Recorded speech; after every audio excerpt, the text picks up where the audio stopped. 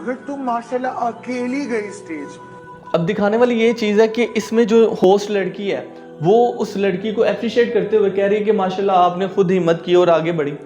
مجھے اس چیز کا اتنا دکھ ہے کہ ہم لوگوں کا یہ المیہ کہ ہمیں پتہ ہی نہیں کہ ہم نے یہ ماشاءاللہ الحمدللہ جزاک اللہ انشاءاللہ کہاں پہ استعمال کرنا ہے. کیا یہی چیزیں رہ گئی ہیں کہ ان میں ماشاءاللہ بولا جائے؟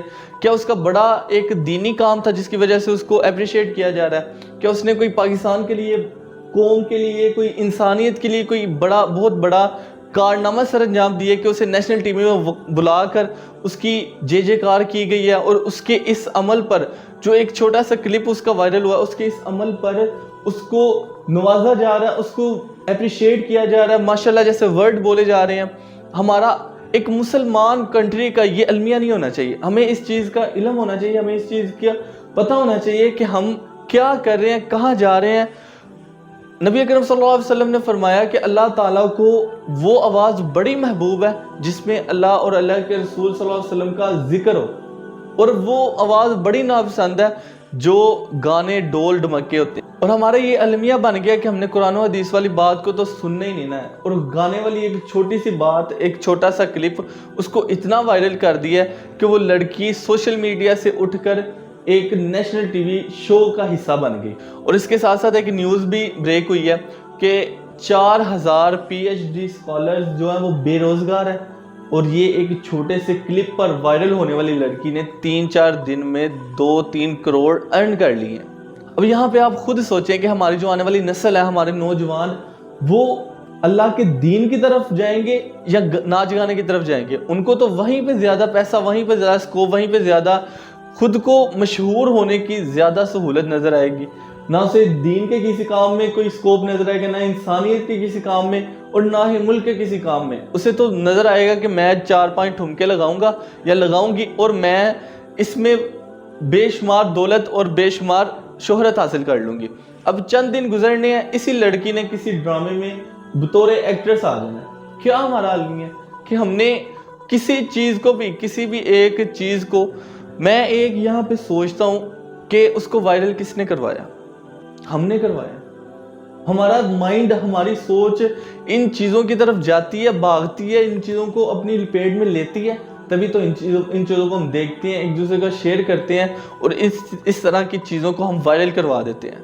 جب ہم خود اپنے اندر یہ چیز فیل کریں گے نا کہ یار ہمیں قرآن و حدیث سننا ہے، ہمیں قرآن و حدیث پر عمل کرنا ہے، ہمیں قرآن و حدیث کی باتیں جو ہے لوگوں تک پہنچانی ہے، تو تب ہم اس طرح کی چیزوں کو ایسے پسے پش ڈال دیں گے کہ یہ بنانے والے اور اس طرح کے عمل کرنے والے، ان کا کیڑا خود ہی ختم ہو جائے گا.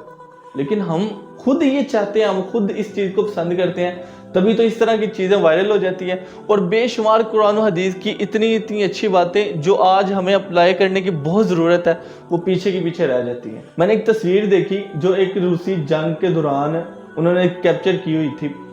وہ تصویر کیا تھی کہ خالد ابن ولید رضی اللہ تعالی عنہ کی ایک لکھی ہوئی بک، ان کے اوپر لکھی ہوئی بک تھی، تو وہ ہاف جلی ہوئی تھی.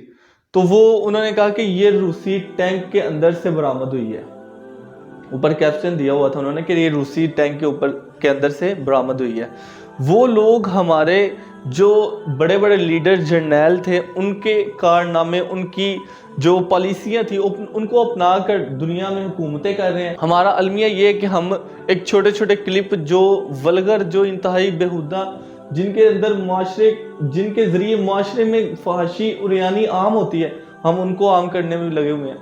ہمارا دھیان، ہمارا سارا فوکس ان کی طرف ہے. جہاں پہ آتا ہے نا قد افلح المؤمنون، تحقیق فلاح پاگے مومن، وہاں پہ آتا ہے کہ وہ لوگ لغو سے اپنے آپ کو پیچھے رکھتے تھے، لغو سے اعراض کرتے تھے. لغو میں یہ ساری چیزیں آتی ہیں، یہ ساری فحاشی اور یعنی والی چیزیں آتی ہیں. اب آتے ہیں کہ اس سب چیزوں سے ہم کیسے اپنے کو بچا سکتے ہیں، کیسے اپنے آپ کو ان سب کاموں سے، ان سب چیزوں سے دور رکھ سکتے ہیں، کیسے ہم اللہ رب العزت کے قریب ہو سکتے ہیں، کیسے ہم رسول اللہ صلی اللہ علیہ وسلم کی سنت کو اپنا سکتے ہیں.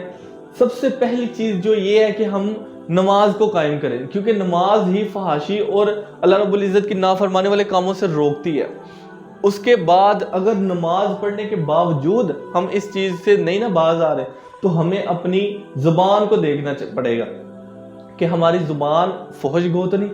اگر ہماری زبان فحش گو ہے نا، تو ہمیں کسی چیز کا اثر نہیں ہونا. کیونکہ فحش گو انسان کا دل اللہ رب العزت سخت کر دیتے ہیں، اور جس شخص کا دل ہی سخت ہو گیا اس کے اندر کیسے ایمان کی حرارت آ سکتی ہے؟ ایمان کی حرارت آتی ہے نرم دل میں، اور جب انسان کا دل ہی سخت ہو گیا تو وہ کیسے ایمان کی حرارت سے اپنے آپ کو محفوظ کر سکے گا؟ نماز پڑھے، نماز کے ساتھ ساتھ اپنی زبان کو کنٹرول میں رکھے، اپنی زبان سے ہمیشہ اچھی بات کریں۔ رسول اللہ صلی اللہ علیہ وسلم نے فرمایا کہ جو شخص اللہ اور آخرت کے دن پر ایمان رکھتا ہے نا، اسے چاہیے کہ وہ خیر کی بات کہے یا چپ رہے۔ اپنے آپ کو اس چیز میں ایسا ڈالو کہ فحش گوئی کرنی نہیں۔ انسان ہے، عادت جاتے جاتے وقت لگتا ہے، جب بھی ایسی کوئی بات منہ سے نکل جائے فوراً اعوذ باللہ پڑھے، استغفر اللہ پڑھے، اللہ رب العزت سے معافی مانگے۔